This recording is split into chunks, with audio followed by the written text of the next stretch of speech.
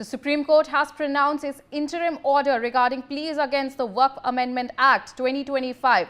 While the Apex Court denied to stay the Waqf Act in its entirety, it has put on hold some of the Act's provisions. Among those suspended are the provisions empowering district collectors to decide whether a property claimed as Waqf actually belongs to the government, and the stipulation that only a lawful property owner who has been practicing Islam for at least 5 years can create Waqf through a formal deed.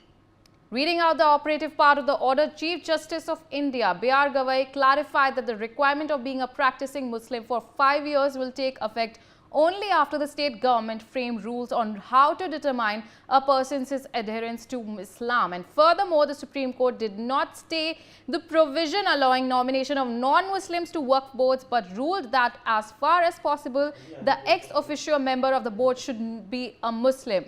And the Central Waqf Council should consist of more than 4 non-Muslim members, and the State Waqf Board should not consist of more than 3 non-Muslim members. Let us now take a look at the 10 key decisions from the Supreme Court's interim order today. So I'll be going over to the big wall over there and be explaining these 10 key provisions when we're talking about that. The Supreme Court has highlighted in their Supreme Court's interim order on the Waqf Amendment Act 2025. Several points that have been made and addressed in this. The point number 1 is decline to stay the entire Waqf Amendment Act 2025, holding that Parliament acted within its legislative competence. That's one of the point number 1 when we're talking about the interim order of Supreme Court.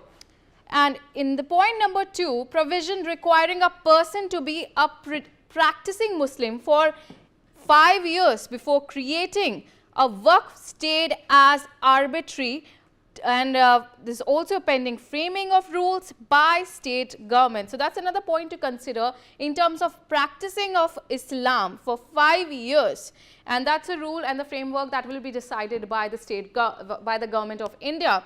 And point number 3, provision empowering district collector to determine whether a property is Waqf stayed for violating principle of separation of powers. So that's another point to consider in terms of the interim order that has been given out and delivered by Supreme Court of India. Another point is court directed that as far as possible, the chief executive officer of a Waqf board should be a Muslim. So that's another point that has been considered in terms of the chief executive officer who has to be Muslim. And another point to consider is Supreme Court refused to stay the amendment permitting appointment of non-Muslims as Waqf board CEOs. In terms of this is the order that they have declined to, in terms of that they have declined and refused to stay. Another point is the point number 6, amendments allowing inclusion of non-Muslim members in Waqf boards and councils will continue to operate. So this is something that will continue. That's what the Supreme Court has stated.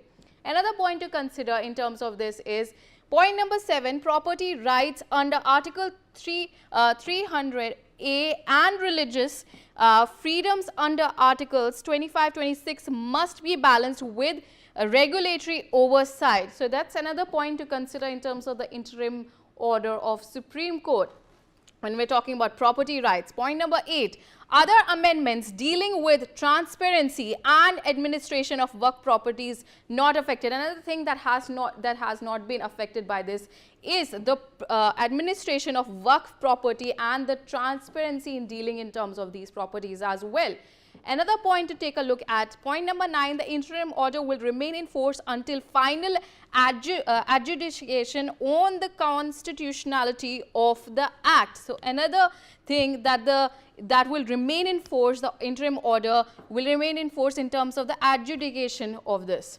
And point number 10, which is the last point that I'll be highlighting, is case has been listed for detailed hearings on merits and regarding alleged violation of minority rights and property rights. So that's another point that has to be taken into consideration in terms of the interim order that has been given out by Supreme Court. Obviously, Waqf Amendment Act is something that was a point of discussion for quite some time. Now the Supreme Court has stayed that order.